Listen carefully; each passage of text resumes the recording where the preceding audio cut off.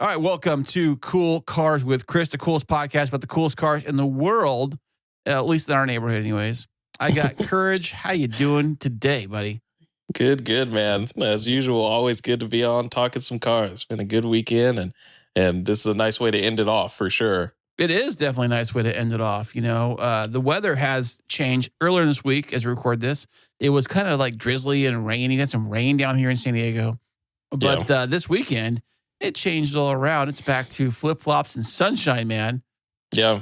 Yeah, it's one of those where it's like for a while we were having those weekends where it just rainstorm or like just overcast and you don't really want to get out and do a lot because it's like, it's just not the weather for it. But this was definitely textbook, SoCal weekend right there in like the mid to low 70s or so, clear skies. So definitely had to take advantage of this one for sure. So did you go anywhere? Did you do anything special?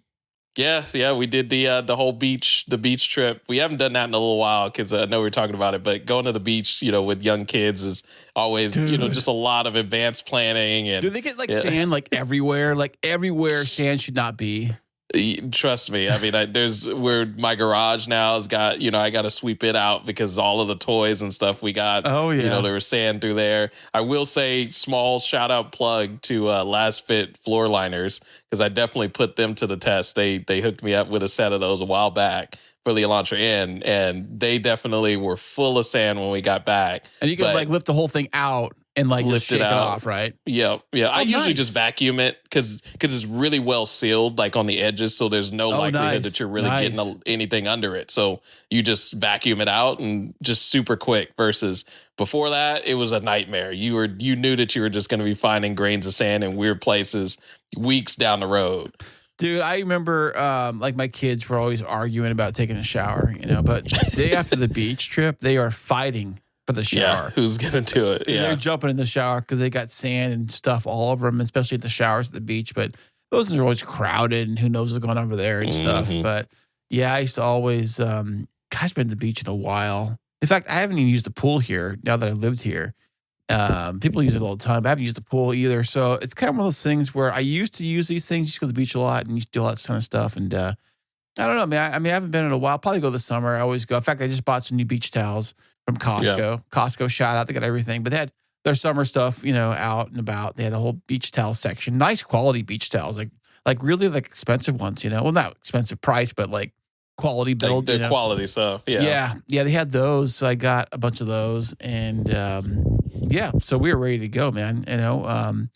I'm honestly not going to lie. I'm kind of itching. My wife has kind of been, I think for a good reason, she started to or not offer up DoorDash or whatever you do, to get groceries now because they do it for Costco. So, she started ordering, stuff from Costco through that. And, obviously it saves us that potential of going into Costco and coming out with a whole bunch of stuff you don't need. But at the same time, I just kind of miss going in Costco and just looking at random stuff. And I went there with the Z on Saturday. Parking horrible, by the way. So I went to the Costco in La Mesa, and that one, the parking lot, I don't know what it is. I hate it. Everybody seems to hate it there because I think the spots are narrower and there's not a lot of space for two cars to get by, as they go down the rows. There is, but not really. We've got carts and everything. It's kind of crazy. But I take the Z to Costco for a reason. The reason why is I do not buy everything because I know that I can't fit in the car. It's I drove the truck today. I can get all of this stuff. That's the thing, later today, I went to the grocery store. I took my truck. I know I needed to haul some stuff. And so, but usually, I'll get the car and I'll take it just for, because I only need a few things. I know I could put them in the car, so no big deal. It's, but I almost caught myself. I had these really cool shelves. They've probably been there before. They have these cubby shelves, use them for a garage or a patio or whatever. They kind of look like cubbies that kind of stack, interlock with each other. Not those orange bit no, they're not like buckets. They're actual one solid, almost like a trough, almost I guess maybe a horse trough kind of thing, kind of designed to it. Yeah. And they kind of interlock and stack on top of each other. And when they do, they become, I guess, a big tall, shelf or whatever. But they kind of can come off as cubbies. Anyways, they had those there. Oh, I should get some of these. And then I'm I have the car. It's not gonna fit in the car, Yeah. And so I put them back. But But yeah, I almost was tempted to start buying crazy stuff and start walking around the place.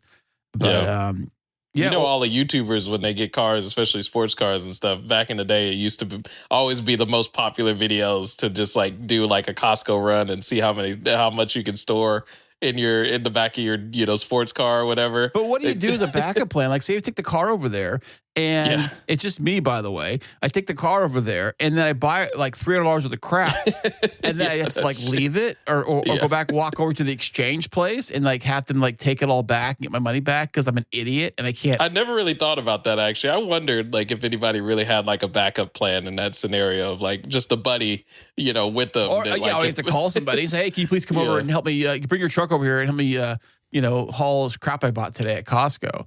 And I think it's funny when you see people, buy a TV set, even at Walmart, and they try to put it into a Honda Civic. It's got it's got a back seat. Even your car, for example, you couldn't put a TV in your car. Not a big one, anyway. Not a big one. We just got a 32-inch one for it's actually for my parents. My son. We've been kind of pushing against not to get into this, but pushing against him having a TV in his room. But he's getting to that point. Like just kind of let him have his space here and there, and so they got one of those, and we went to go pick it up because Walmart doesn't do like an in-store pickup. Like you have to at least up here where you have to do the curbside. Okay. And so, if you're picking up anything, you got to wait, and they're pretty good about it. But we were sitting there just kind of waiting and hanging out, and they were super busy.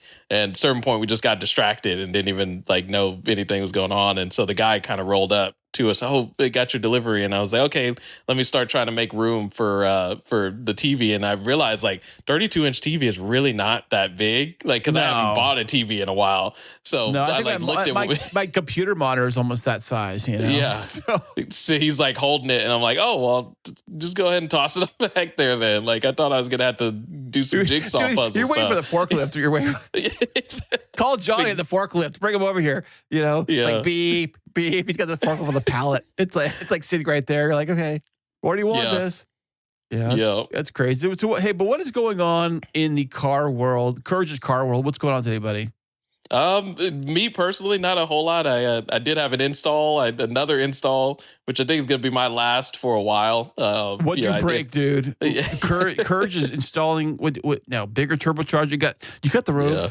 You cut the hood, you put a turbo stick out the hood. Is it you did? Oh yeah, do a dump pipe out of the top or something. Yeah, nothing insane, crazy like that. But this was definitely the least smooth of an install that I've had in a while. I was installing a rear diffuser for two reasons. I kind of wanted to change already on the back there. It has a little mini one and some little slits that come down like right over the exhaust. Do you want like the fins that stick down? That what you're trying to do? I'll show you a picture of it later. Yeah. Oh, okay. but yeah, it is kind of that design where it sort of extends the fins a little bit more.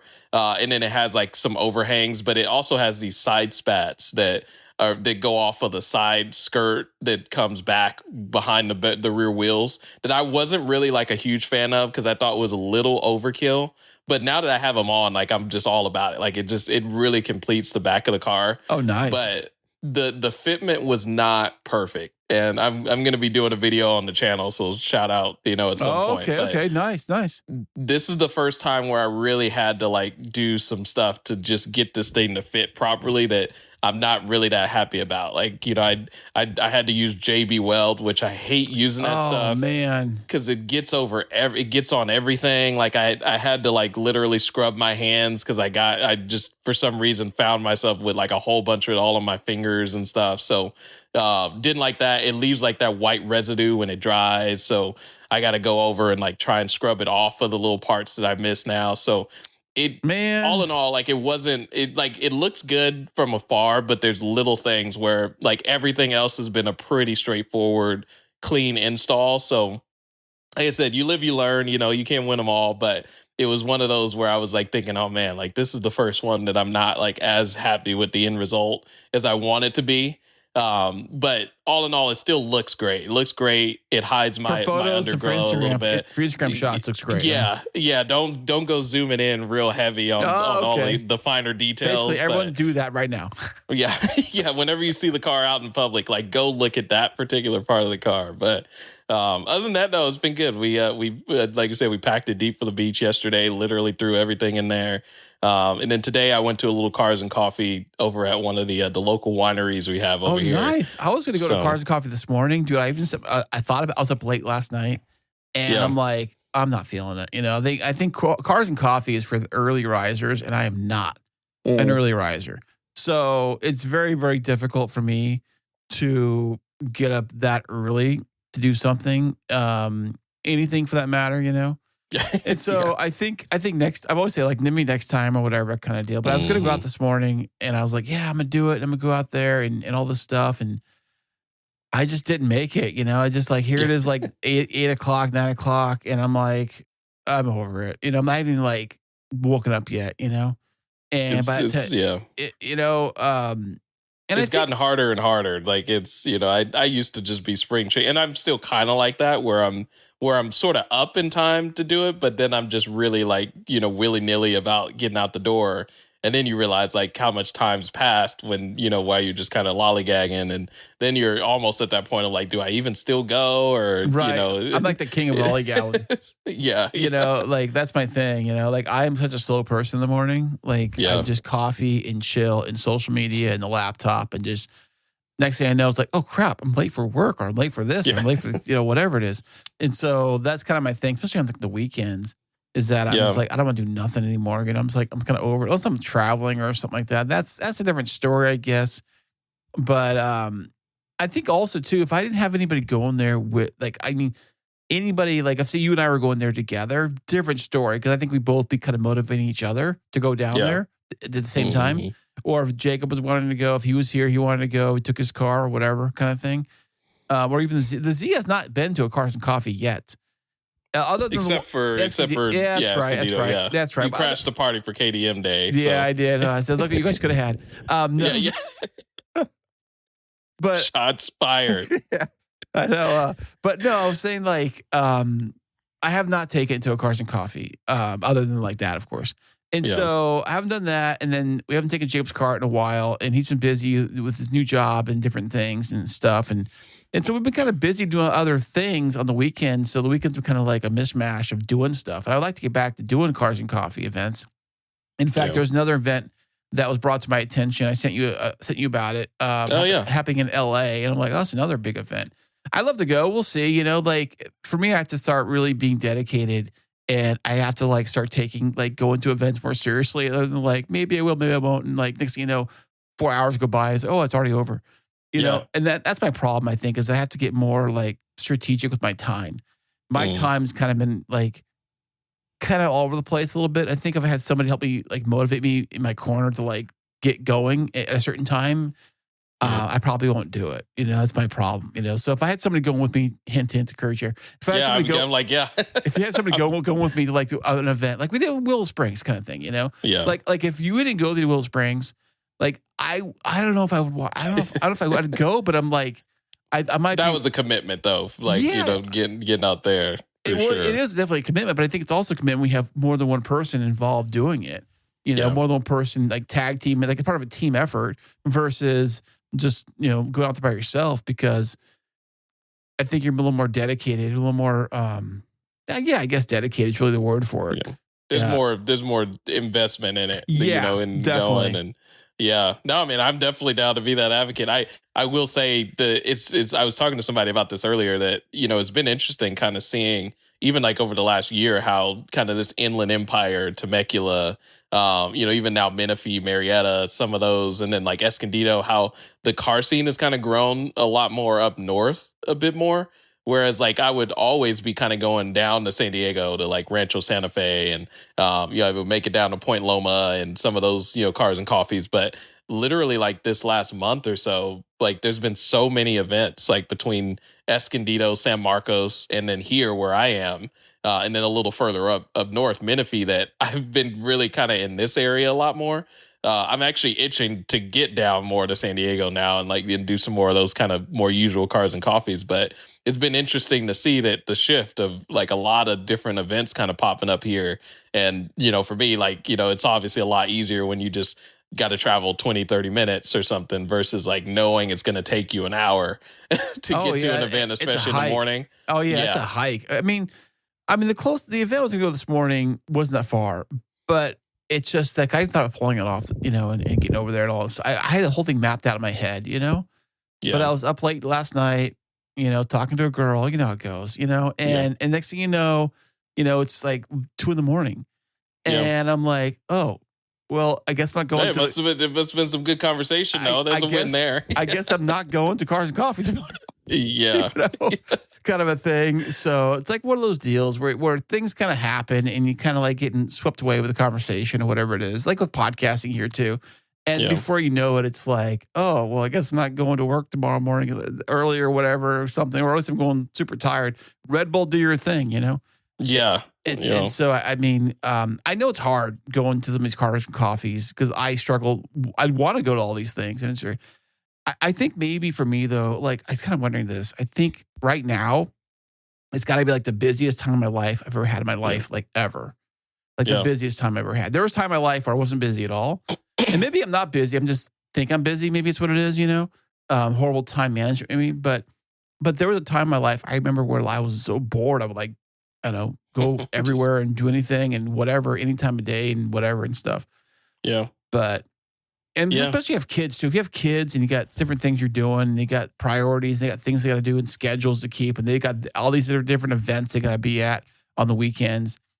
It makes it very hard. It's a lot more logistics. Yeah. Oh, that's the hardest part. I think it's the hard part with all this stuff, whether it's podcasting or with like, going to Cars and Coffee. I think, the logistics of it all, especially if you live far away like you do, something I've been, really kind of telling myself personally, because I have, in the last like couple months started to really kind of, feel that a little bit of like, man, like, this is going on, this, I'd love to be here, love to be there. But, there are like, obviously, parent to young kids, like, that obviously is the most important thing. And, doing things, being around for that, things with work, picking up and like still like kind of having your mind be in a different place, but also wanting to shift over to something that you enjoy doing. It sometimes gets a lot harder to do that, editing content and, doing all of that stuff. Like, it definitely has gotten to that point where you start to kind of take a step back. But something that I just have been telling myself a lot is just that,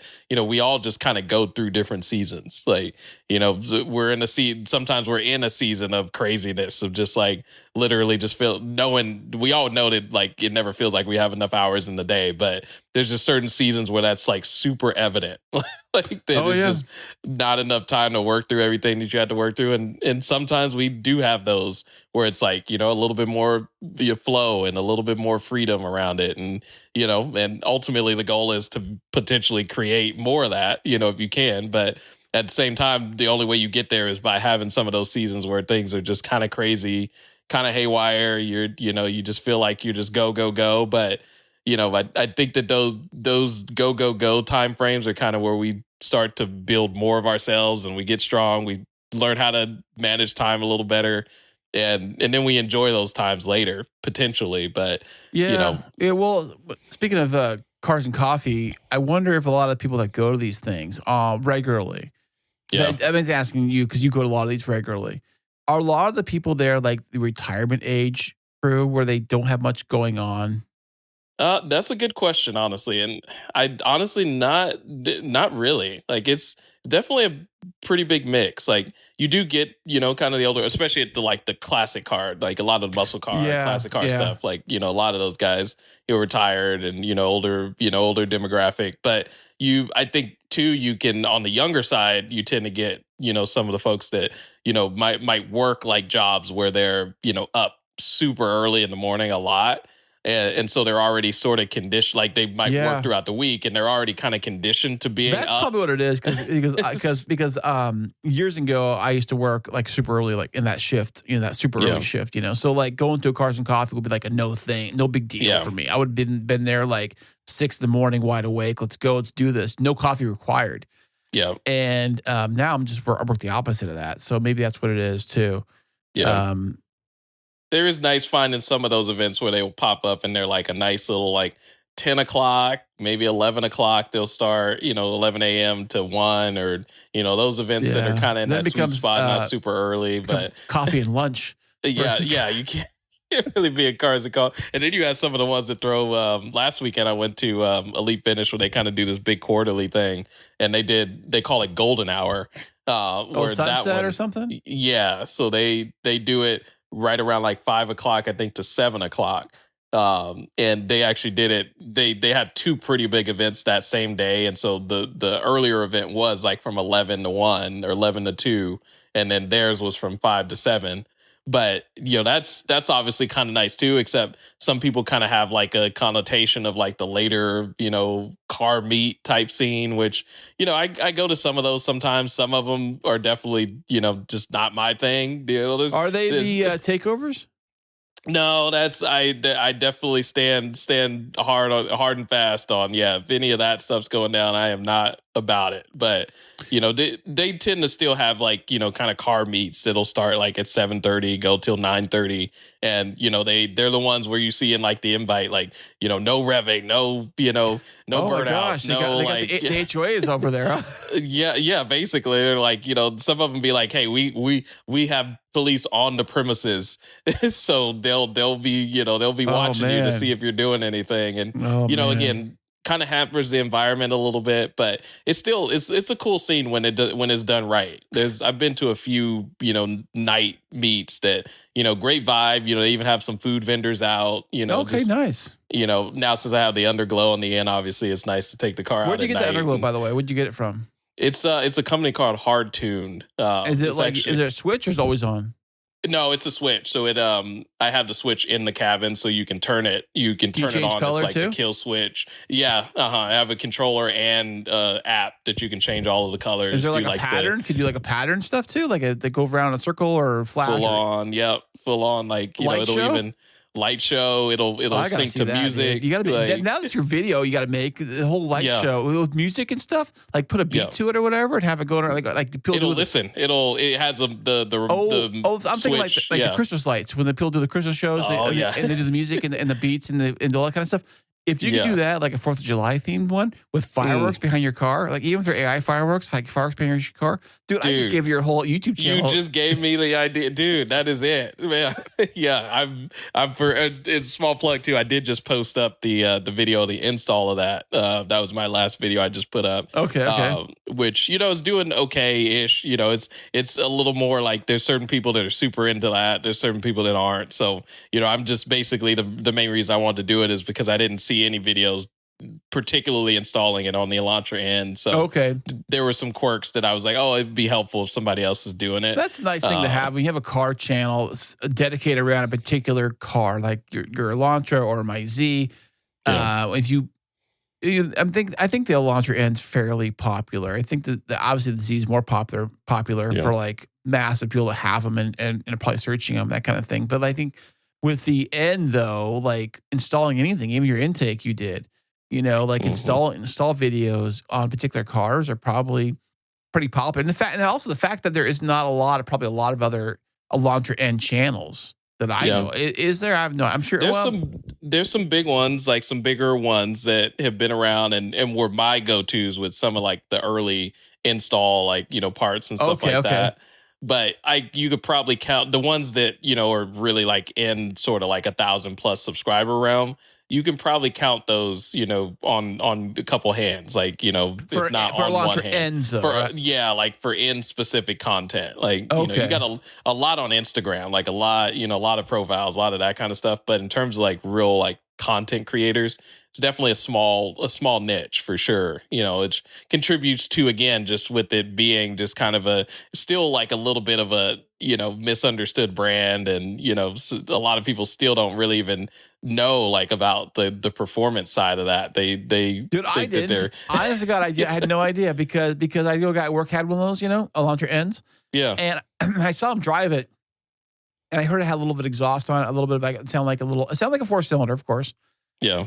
But it sounded like like it had like obviously it was a stock Elantra N. You know, it had the stock wheels and then the wing and the brakes and all that kind of stuff. I'm like, oh, that's cute. my first one. That's he cute. He put a nice little exhaust on his little Elantra. How cute! That is so cute. Yeah, that's so cute. You know, of course, it's a big guy. You know, he's a big bald. He's a big guy. You know. But I'm like, that's cute. You know, I could tell he had I was like parked next to him one day, and I peek in the window and I noticed.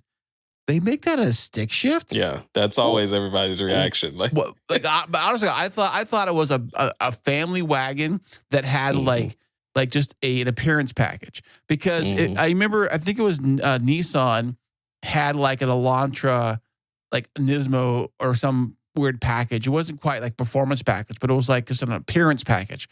It had like wheels, a wing, maybe red trim around some areas and things like that. And that's when I first saw the Elantra N, his Elantra N. That's the first thing I thought of. I was like, oh, that's just cute. It's just a appearance package. How cute. How adorable. You know? And so, but it wasn't until I met your car, I met you in your car, that I had no idea that those things actually do move. And they do make some power. And I was quite surprised. You know? And that was the funny thing about it, because that was my exact reaction when I first drove one, when I rented it off Turo. I think I might have told the story, but I was going to rent a Golf R for a trip up to Sacramento. We were driving through Tahoe to go to Reno. And the guy texted me 2 days before that he sold that car. And he was like, oh, I have another, a BMW 328i, like that I also the most basic BMW of all time? The most basic of all time. And I'm like, I'm going to just try and see if I can find anything else. Cause I like to find something interesting, something that I wouldn't normally drive. Of course, you have the opportunity to, why not? I would. Yeah. And I started searching and I came across the black DCT, transmission. So that's got paddle shifters, right? But they are very quick. They're dual clutch. Just straight dual clutch, wet. They call it wet dual clutch. Now, is that the same kind of clutch they use in like a Lamborghini or a GTR or something like that, or is it a different kind? It's pretty similar. Like in shift timing it's more popular now, and Hyundai was kind of one of the earlier ones that started doing that. Even like the previous what do they call them, Elantra GTs, I think, and the Forte GTs had DCTs, and I never even knew that. And so now I kind of see why they started to kind of get a little bit more following even back then. But yeah, I when I first searched it, I thought the same thing. Like, oh yeah, just visual package, like Oh yeah, like a lot of car brands do that. Like I think didn't Toyota do that for some of their stuff too? Mm-hmm. They always had like their like line, because even Hyundai has it now. Like the N line is sort of more of like, it's still sort of the compact sedan, but it's got some luxury features. It actually does have a beefier engine in that, not the same 2-liter turbo as a 1.6, but a little more power, slightly, updated exhaust. But for the most part, it's still like a Elantra with some like luxury parts to it. And then they did the N, which was more the performance side. But yeah, it's still so many people don't really know. And it's always kind of funny when people, do come up and like, oh, I love all of the stuff you did, to it. When at the end of the day, like not a lot of that is actually me. Like a lot of the wheels are different, but, really like on the outside of the body, a lot of that is stock, so. It's an interesting place right now where, it takes a while for a brand to really, when they try to make a move, and even if they commit to it as strongly as they have, it still takes a while to change perception after you've kind of had a long history of not doing anything performance related whatsoever. Even though they did have a run in the past, long time ago, with rallying and all of that, it takes a while to kind of change the brand perception. And honestly, I'm here for it because it seems like they're really supporting it moving forward. And, it's just been an all around just great car, and I've enjoyed it. So do you think that they would ever put in production, Hyundai, a world-class, like, supercar? But I wouldn't say like Ferrari brand size. I would say something like in the Corvette realm. Yeah. Because I think they would probably land more in the Corvette realm versus like the Ferrari realm or Lamborghini realm. I would think that's where their price point would probably be, whatever Corvette's selling at. So something in like a dedicated sports car in like the 60 to 70 maybe $100,000, maybe $100,000 yeah, even maybe straight. Yeah, I mean they keep there's always like they released this concept of like the Visions N74. I don't know if you've ever seen that. I think I did see. Was it electric though? I think so, but they didn't have a lot of details around it, so they have like the flexibility to do some things with it if they really wanted to. But the thing is that the Genesis brand is sort of becoming the one where they want to maybe make a little bit more. They still have the N cars, but they're trying to make that a lot more the higher end performance and like ultra luxury side of things. So you think they would make a supercar with the Genesis label? They've teased a couple of potential projects with that. There's one crazy one that I don't even remember the name of it right now, but there was they Magma is the brand that they're like Magma. Spinning off. Yeah, that's their thing. I hear the word Magma, I think of like a truck. Or like SUV or something like that. Like off-road, like we're going rock climbing in our Magma. Yeah, well now it's Hyundai in the brightest orange color that you probably have ever seen. That's their color for a lot of their and no one's gonna buy that color, by the way. Yeah. You never ever see like bright color, very rarely. Maybe at a Cars and Coffee and someone's got a bright color, who knows what.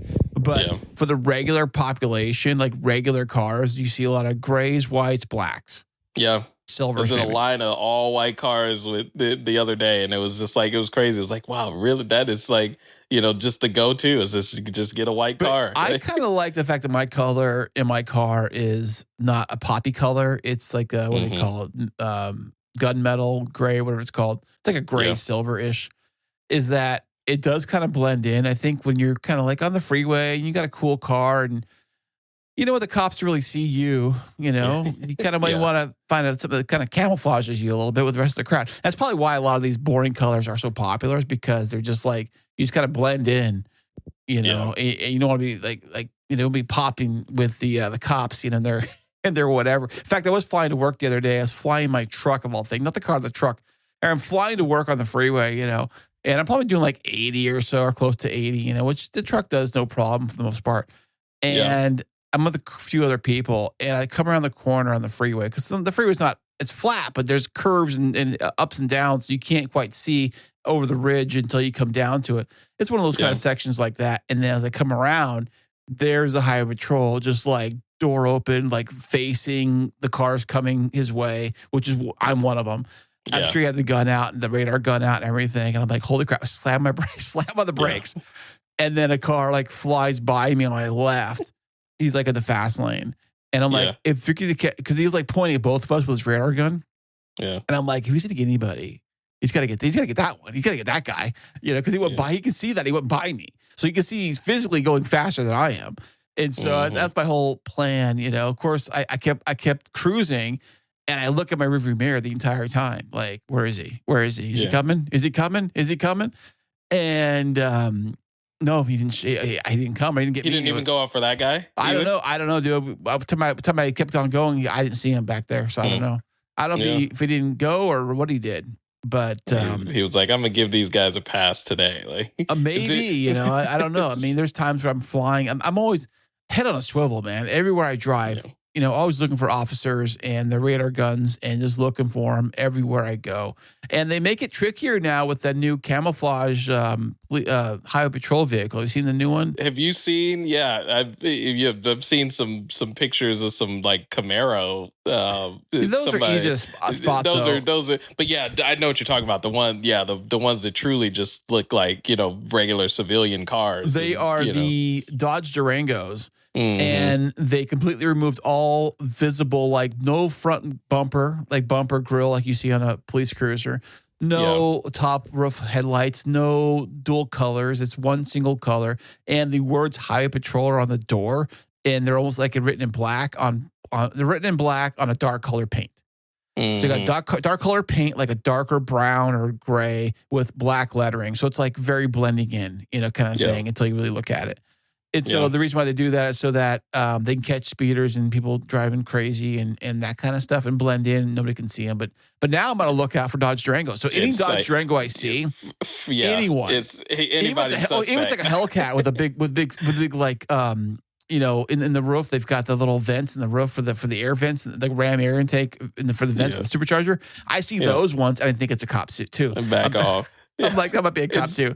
The craziest thing is like all of us have like, we've gotten the usual suspect into mind. Like usually either the Ford Explorer, or a Crown Vic. Like, usually back in the day, Crown Vic, the Crown Vic. Like nobody owned a Crown Vic except for cops. Yeah, and even now, actually, I saw one yesterday, and I'm pretty sure he probably got it at an auction and everything. But it's still, I thought that did it have the white roof, white roof? Yeah, it still had that, and it still had the mirror. Like it didn't have the lights. You mean the light? We mean the side lamp? Yeah, it still had that, but you could tell, like just straight looking at it, that these guys aren't cops. Like dude, I saw one that was I saw one that was an Explorer not that long ago. Explorer like that.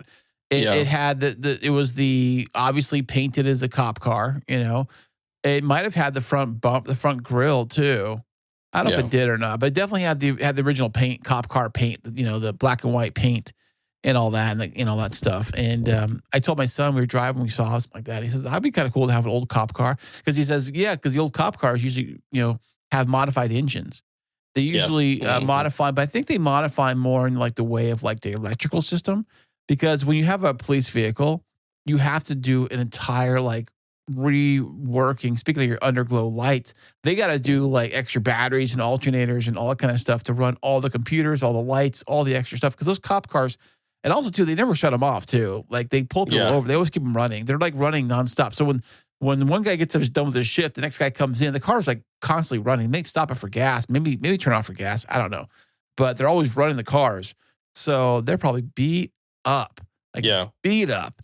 But they do have pretty strict, like, maintenance schedules, like, similar. Well, so should we, Yeah. Yeah. Well, that should is a very strong word, because we do still have the 10,000 plus mile, the oil change. I love the oil videos on the Instagram with the video. They pull the valve covers off. I love that when they take like a I don't know, one of those like plaster like things you put plaster on the wall with, these scraper things, and you like scrape the mud like out of the engine, And they say, "What's wrong with this engine?" I don't know, I have no idea. Like I just heard noises. Like, but those cops, sure. I don't know where you even find those cop cars. I don't know where you buy them at. I mean, I thought it'd be kind of cool to have one, just to have like, maybe or whatever. But I don't know, man. I know the old 5.0s were popular. If you can find one of those, the old Fox Body 5.0 CHP vehicles. Oh, CHP, yeah. If you can find one, I think they made them. I think they did those from like late 80s, early 90s, whenever they did those. At least for the cop cars, anyways. Now the question I have, I don't know this for sure or not, but were those automatic or stick shift? Do you think? For the cops, anyways. I would suspect automatics. I'd be pretty surprised. Yeah, if they had manuals and they had the dudes like straight rowing gears and trying to catch evaders. Like, I would be really impressed. But I was kind of thinking the same thing too. That's why a lot of the new cop cars, like most modern cars, how the shifting consoles like in the middle, like where your stick shift would be. The cop ones have to have the column shifters for their gear. Even with the modern, like the Explorers and stuff. They were all changed over to column shifters because they have to have all their crap on their belt, the radio, all that crap, gun, whatever. And so they have to be able to like, I guess, quickly shift it into park. And that's what I heard on a video or something like that. And so they shift it to park quickly and then they get out of the car and do their thing or whatever kind of stuff. That's what I heard. And I don't know if it's true or not, but I've never ridden in the front seat of a cop car. So Have you ever been in the back seat of a cop car? Many times. He's talking about, Oh man. Yeah. I said, hey man, this Uber's going in the wrong place, man. Yeah, why do I have to be in handcuffs in this Uber? This is you guys get 1-star review for this Uber ride today. Let me tell you, you're going to the wrong place. Oh man! And you guys didn't leave any waters back here or anything. Yeah, no AC. Can I roll a window down? No, roll it down, please. Come on. Can I play the siren or something? Come on, Can I shoot people without the window with their gun? Yeah. Can I borrow that? Shooting cans or whatever. No, but go ahead. No, I was gonna say one thing, just kind of on. I thought maybe a little segue on the what we were talking about with underrated cars. because I feel like, some people would throw like those old Crown Vics and stuff like that on the list as underrated kind of performance like cars, because you got those like, beefy V8s, and you could do something with them. Like I know a guy that actually lives nearby here that has one of the Mercury Marauders. That's like the Mercury version of the Crown Vic, It was the Mercury version of the Crown Vic, yeah. And that thing is really cool, like all black, but with like period chrome wheels. I think off of like like a Mustang SVT or something like that. Exhaust, obviously, and it's like the meanest looking thing, the meanest sounding thing, and it still has like the full bench seat in the front. Nice. I'm sure it has a column shifter potentially as well. But some people will say like the fact that you can get like probably like an old cop car for dirt cheap. But I don't know where you get them at, because I don't see them on like Craigslist, or not Craigslist, on like Auto Trader or whatever. I think they have like special auctions and stuff. Because one of my friends, like way back in the day when I was in high school, her mom or his mom had a Ford Taurus that they actually used as a police car. And yeah, she said that she got it from some auction or something like that. So I'm pretty sure it's like a specific auction situation where you get something like that. But yeah, like, a lot of people are looking for, kind of now, like everybody knows about the go-to cars that, everybody wants to have, the Mustangs and, the modern Camaros and, all of those. And, or even like Toyotas too, like Toyota Tacomas and like the 4Runners. I just saw a post today. I don't know if it's true or not. I saw a post today that I don't know if it was an auction or what happened. Must have been that like a 90s 4Runner just sold for like $52,000. Yeah, I think I heard about that. Yeah. Why? Like, people are all about those 4Runners, man. It is a cult following if there is one. Dude, I love them too. Back in high school, I wanted one so bad. I saw that, thought they were super cool. I like the whole SUV thing. I wasn't sold on Jeeps, but I like more of like more of an SUV where it's 4-wheel drive. It's kind of lifted. You can do Jeep type stuff, but it's not a Jeep. It's like I've always loved Toyotas too. Back in the day, the Tacomas or the 4Runners or whatever they had back then. I loved all that kind of stuff. So I mean, I know they have new ones you can buy. New 4Runners are available. New Land Cruisers are available. But they're so expensive now. Like, well, it's $52,000. But then again, you're right. For like an old used one. If you're paying $50,000, yeah. I remember there was a video way back where it wasn't really that old of a video, but it was some car chase video where the guys, like the announcers, kind of talking through the broadcasters, talking through the car chase, and the guy's driving like a early gen, or like the I forgot how he called it. They just called it late, like 4Runner. I think it was like late 90s, early 2000s. And you could tell the dude was like emotionally like distraught that somebody was like, having a car chase in a 4Runner. Cause there was like multiple times where like he would like say, oh, look out, like, make sure he doesn't damage this late gen 4Runner. Like, it's like, this will be just another one that's off to the wayside if this guy destroys this thing. They'll still sell it for like $30,000. Yeah. Yeah. Yeah, knock the price down a little bit, or whatever kind of a thing. I did see one. It's a long time ago for sale sign on. I think I called the person, had one of those like call me kind of deal on the back of it, and it was a 4Runner. I forget what year it was, maybe like a 92 or 3 or something like that. And I didn't think they weren't very much for it, but they had like so many miles on the thing. It was like 250,000 or 300,000 or some ridiculous amount of miles on the thing. And I'm like, I don't know. I think they still wanted like $3,000 or $4,000 for it, Yeah. But I thought like that'd be kind of cool to have like as like an extra car. Because like at that point, I think I didn't have the Z yet. I don't think the first Z. Maybe I did. Maybe I did have the Z. Yeah, I must have. I don't know. But I know that like I think for our situation, I think it'd be kind of cool to have like an SUV type of a car. I don't think we had an SUV in the lineup. Yes, it was.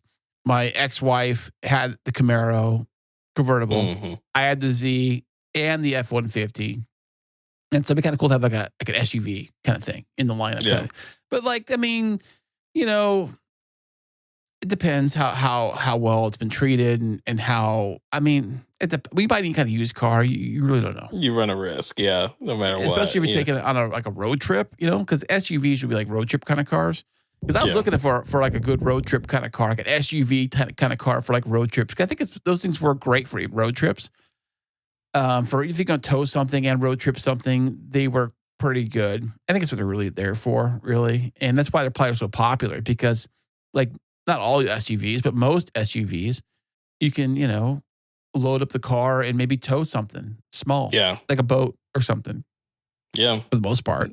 We're definitely in that realm now. Like I said, I'm super sold on mid like 2010s ish to like early 2020s like Armadas and QX80s, because those things just they depreciate like rocks in terms of just what they cost brand new. Yeah, you want something that depreciates, get yourself a Land Rover. Well, but that's the thing though. Like they depreciate the Infinitis, the Nissans depreciate, but they're still solid cars. Like the reliability wise and stuff. Land Rovers they depreciate because that thing is gonna like leave you stranded so many places. Like there's a different reason that those things tank in value. But, definitely. They I mean, I think they lose. I watched a video. I watched a lot of videos on Instagram. There's a guy that was like talking about. I guess he was trading a car in or accepting a trade from somebody. I forget the whole story, but the point of the story was that it was a Range Rover that was not that it was maybe like 5 years old or whatever, but it lost like almost $100,000 in value or some ridiculous amount of money. It lost in value, just depreciation. Yeah. Because the guy only offered him whatever it was for it kind of thing. And it's like, would you buy a car that this and that, all this stuff, whatever. And I guess the guy was kind of pissed. He had to make the deal because he had to get rid of it or who knows what. And speaking of deals on cars, speaking of cars, let me tell you something, man. By the way, anybody listening right now, do know, I know this happens, but if it's possible, don't carry any negative equity into your next car loan. And I watch these guys, I've got like $50,000 negative equity rolled into the next car or whatever. I'm talking like massive amounts of money rolled into the next car just because they want to get the next car. They have a 2024. Now they want a 2026. Now they have a 2026 and they want a 2027. And they keep rolling in the car loan and rolling it in.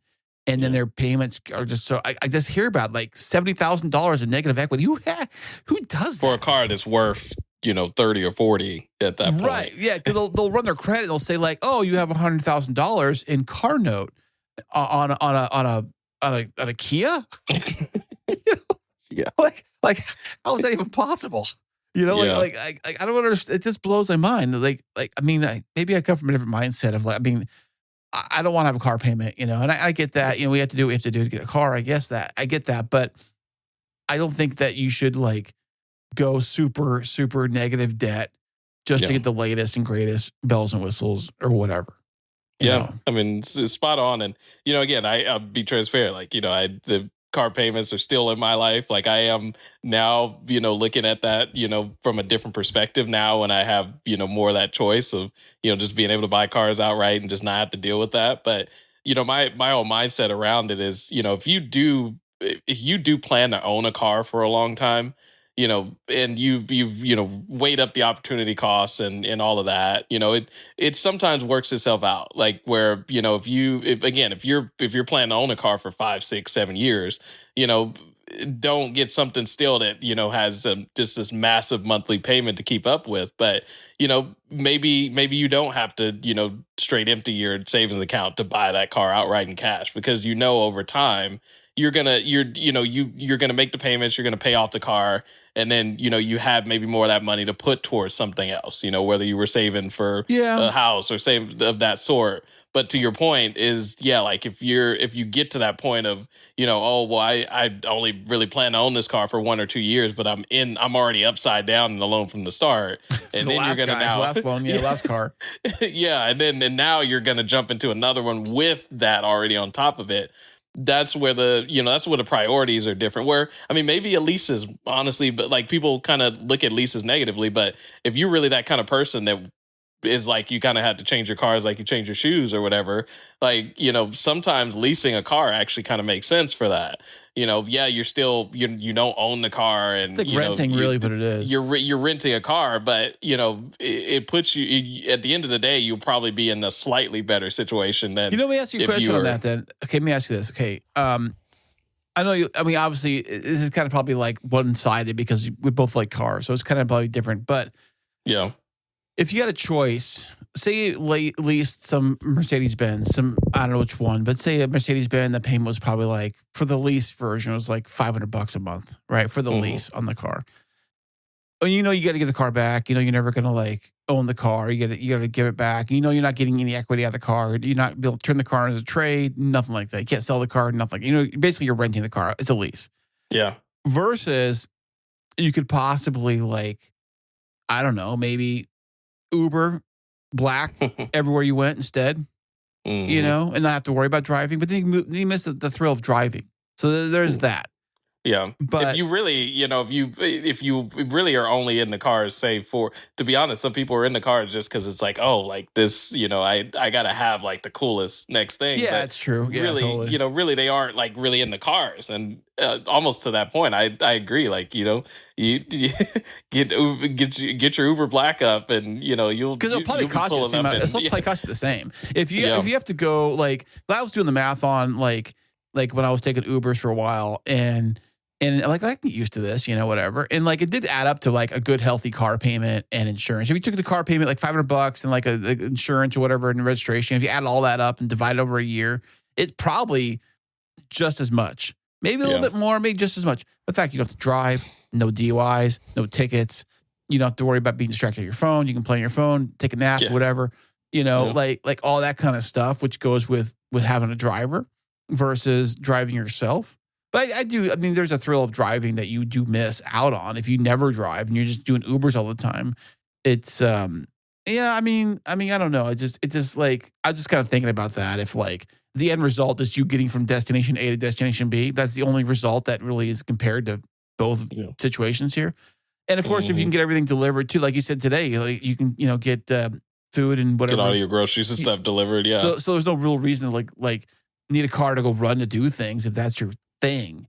Yeah. So, and if you like live and work in pretty pretty dense part of a city, like if you're near downtown San Diego in any way, like for example, if you're in City Heights, North Park, well, it's all fairly close. I think about San Diego though is that like you feel like you can get anywhere within 20 minutes.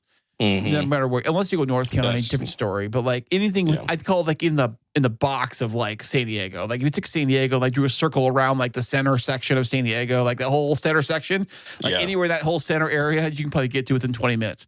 That's kind of way I feel about a lot of that kind of stuff. But I know that we had a question come in that you had. You have that question, Courage? I do. From a potential listener here of the show of Cool Cars with Chris. Thank you so much for writing in. And if you want to write to us, you always can hit us up on social media or send a kite or flares or a smoke signal. However you do it. There's so many different ways you can reach the show. Reach the show here. CoolCarsWithChris.com, of course. Send it there and all the socials, all the great stuff. Leave comments, whatever it is. You know what it is. Yep. No, absolutely. And I always tell folks, when we get these, we'll give them a shout out. This came from Jonathan. I'm gonna just straight Jonathan's his name. How many Jonathans are there? Yeah, a lot. Yeah, I'm pulling up the I pulled up the chat message that I sent to you to pull up, and I'm gonna see here because I want to stay true to my promise about that about getting them a shout out on here. If this doesn't fail me doing this, I think it will. So the Jonathan we're talking about, you know who you are. That's all that matters. You know who you are. Yes, that we're gonna leave it at that because Instagram is not playing ball with me right now. Searching where the actual message is. The gram is down.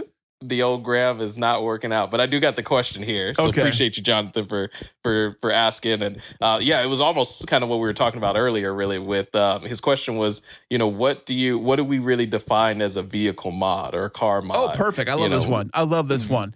From the very small to the very big. So just kind of getting our take on what we consider mods on cars. Okay, so this might be controversial.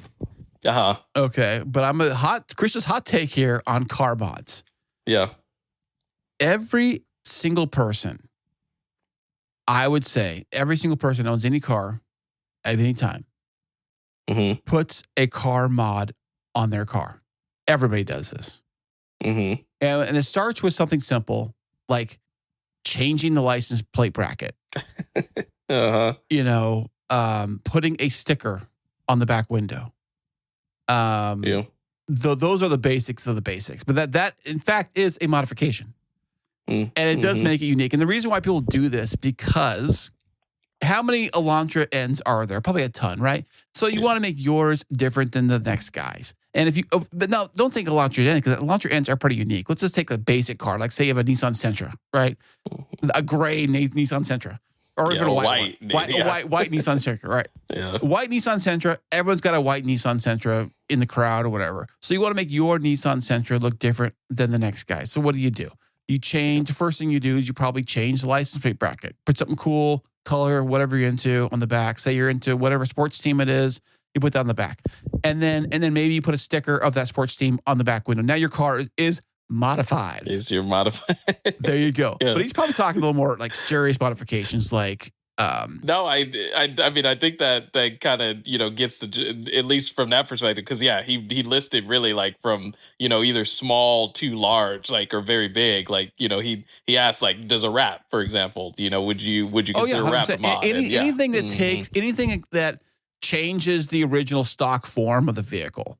Yeah, I would say, and I wouldn't mean stock form, I mean like you took it off the dealer lot today.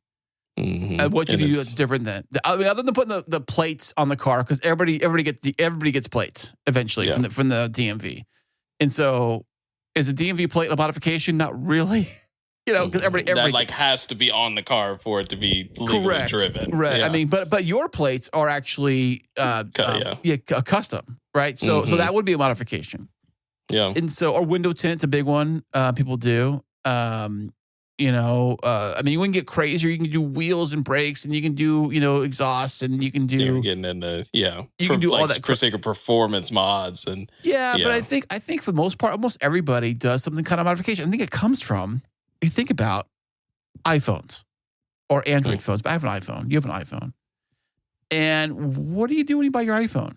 You get a case, and what kind of case do you buy? One that looks cool. It looks different. It looks different than the next person's or whatever or something like that. Or even now, iPhones do come in different colors. They're not all the same color. Remember back in the day when phones were all the same color? You got one, and that was it, or whatever. And so now they're all different colors. So people they choose the orange color, the gray color, the whatever color phone because they already have the phone for a while. So they want to be a little bit unique than the basic black one that everybody buys. By the way, I think mine's black. We look at it. Yeah. No, mine's blue. Actually, it's so funny you mentioned that. I had to even like second guess what color my phone is because I've had this case on my phone forever and I haven't taken it out. I think I had like the blue, that like that sky blue. That's what mine's like a darker blue or whatever on mine. But I have a clear case on the back, whatever rubber. And I also have a big crack on my screen that's gotten a lot bigger now too. So man, I bought a pack of those. I bought a pack of those like screen protectors on Amazon for like real cheap, and I would keep breaking them, and at least I have them for backup. But I think the reason why they're so cheap is because they break easily. It just breaks super easily. And so I would have to go buy a new one. The kids were constantly breaking theirs. Like my son broke his back. I don't know how he did this. On the back of the iPhone, it's like glass too, or whatever. Oh yeah, you can still crack. He broke that. Yeah. We had that replaced, and I guess it didn't line up right. I guess he damaged the frame, so it didn't quite line up right. And the guy said that, and then he broke that one too. And so what I did now? I just took a bunch of like packing tape, like the clear like packing tape. Yeah, I just did a number around this phone on the back of his phone. Like I sealed. I did the best I could, and I said this will have to do until we get you a new phone. Because this is going to be it from now on. Like this is it, and as long as it works, it works. But his modded iPhone is more for just for his the longevity of it, at least in the circumstance. But right, keep it going, kind of thing. Yeah. Well, it's interesting. I was going to say, I think I like I said, he really wanted to kind of see like where people draw the line with mods, and I feel like I'm maybe a little bit more on the camp where personalizing your car is one thing, in my opinion. Although I feel like, if it's reversible, a lot of times I kind of write that off a little bit. And there's stages to that. Cause like there's you can easily reverse even like doing like crazy, everything you've done. Everything. Everything you can reverse. But my car is legitimately modded because of some of the things I've done. It is, but you can reverse everything, right? I mean, you can take everything you've done to your car off. Yeah. And I guess, really, I do think things that you have to potentially remove something that was a stock item on the car and replacing it with something else, that usually starts to be kind of my clue in of like a mod where, say like, window tint, for example, for me is like, again, you can remove window tint and you're not removing anything that was already on the car. Oh, that's what you're saying. So like replacing the wheels, for example, you remove the wheels. Yeah, you removed your stock wheels and you put aftermarkets on. And I'm like, okay, that's deviated from the stock equipment that was on the car when you bought it.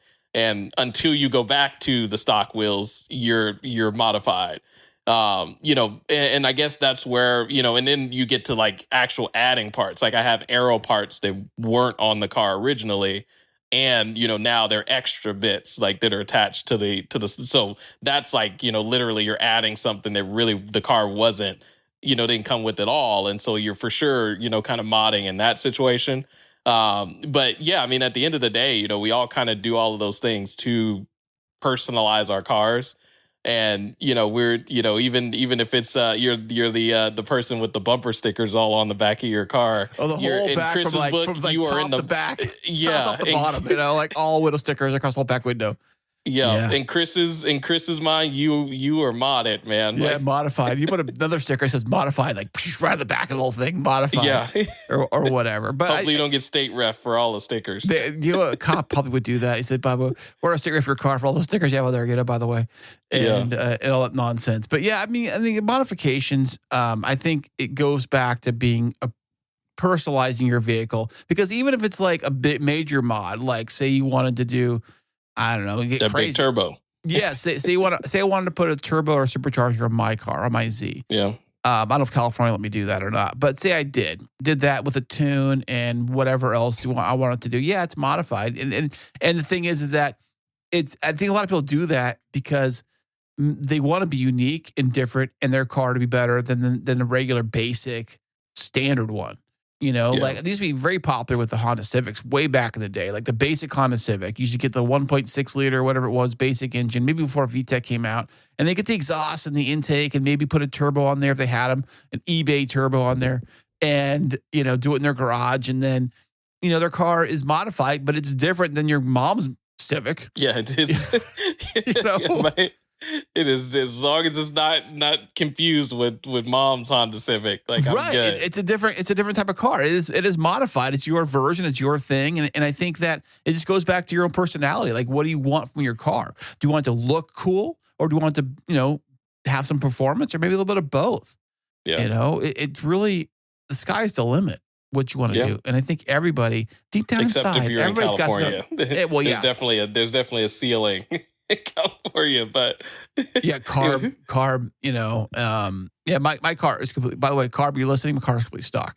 Cars, yeah. Oh yeah, by the way, yeah, actually, this whole portion of the podcast was AI generated conversations. It's not applicable to any real life scenarios. Right. That's dude. If you ever get arrested for anything like that, video evidence, your first go-to moves. That's dude, AI. Yeah, dude, we're in such an interesting realm where like there's a potential that like that could become some court, some court loophole of but I'm starting to realize the AI video stuff that looks good, because I think I thought that Instagram was supposed to like weed out all the fake AI stuff, because some of the AI stuff looks like it's AI, like the monkey talking and things like that. Like obviously it's fake, right? But we see a very beautiful woman who's pretending to be like a police officer or something like that in her cop car, saying provocative things, looking at the camera, but the voice, like, that would be illegal to do, and like for a real person, right? But like to have like hundreds of thousands of followers and tons of comments and everyone eating it up like it's real. The first couple of times I saw these kind of videos, I'm thinking like, oh wow. And then the more I look at it, I'm like, the voice sounds like it sounds too polished, perfect. Like it has that AI shine to the voice, if you know what I mean. Like you've heard a lot of AI voices. They all kind of, not say sound the same, but they kind of have that same kind of like cadence and rhythm, and just kind of that, not quite robotic, but just almost robotic, kind of like the way they speak. Yeah. And it kind of had that kind of started throwing me off. And then I was like, okay, get out of here with that. No, but they look, the videos look so photo real. Like they look so real. there have been certain points, in like even like this last year of evolution of AI where, where I think we talked about how like AI has such a problem with like showing cars driving properly. Like it was like usually like in any video there was like a car AI going sideways or whatever. It's just always like where it's like that's off and you just knew it. And like even now, like they've started to really it started to figure that out. And yeah, videos with like people like dialoguing, they've really gotten that down. Right, every once in a while you still have somebody that like gets out of a car, goes through something, like goes through a door or something. And they just like go through it like they're a ghost or something. Like you get like little stuff like that here and there, but it is crazy just how much it's progressed, even in the last year or so. And podcasting too. I think that like there's a lot of I can make a fake podcast instantly, Google Notebook LM. I use it all the time, but I don't make podcasts out of it, but I could. You drop all your content in there, all your data, whatever it is, websites, YouTube videos, you drop everything into the thing, and it'll make you a podcast with the same two voices. It makes for everybody else's podcast. It does the same thing. And it's just a bunch of them going back and forth, chit-chatting about whatever the content is. And I was playing with one today, and I'm like listening to it. I'm like, okay, it doesn't have that human flair, that human touch that I think we have. And I think that like the whole like being silly and being able to like laugh at yourself and tell jokes and kind of like tell stories and kind of like go off script and kind of like bounce around a lot. AI doesn't do that. At least not yet, unless they program it, but they don't do that. AI is like, to the point, narrow focused. This is the script. This is what we're working on. This is all we're going to talk about, nothing else. And here we can talk about anything you want. We can kind of do whatever we want because this show is human, as you can tell. Yeah. Always human. This show right here. The cool cars with Chris, the human side. The human side of podcasting. Yeah. Except for the part where we were talking about mods. That was your test of AI though. Yeah, making mods sure to our particular vehicles. Wonder what AI do if they made a car. It's funny, if AI made a car, they would call it the Luce, I believe it is, and they'd have Ferrari build it. I'm really glad that you threw that in there because that is the only logical explanation for that thing, man. I just don't get it. But I do get a lot of the Apple cues. Did you see the video I sent you of like the whole like AI created like video of like Johnny Ive making the car and laughing about it and how saying it's all funny and how the owners of Ferrari are throwing a fit and like all mad about the thing. Yeah. I don't think I watched it fully, but yeah, no, I gotta. Yeah, it's like happened. People are so quick to make content. Like right after something like that happens, they're quick to make videos. They're very quick to make AI like fake videos right after that happens. And so they make these fake videos that are so hilarious about things like that. I seen one today where it was, if you remember the old Street Fighter 2 video game. Mm-hmm. And there was that one where you can like get to the one level where you can like beat up the car and like next to like the little like dock. It looks like an old Lexus. Anyways, somebody like put the Luce in there and they're like beating it up with a video game.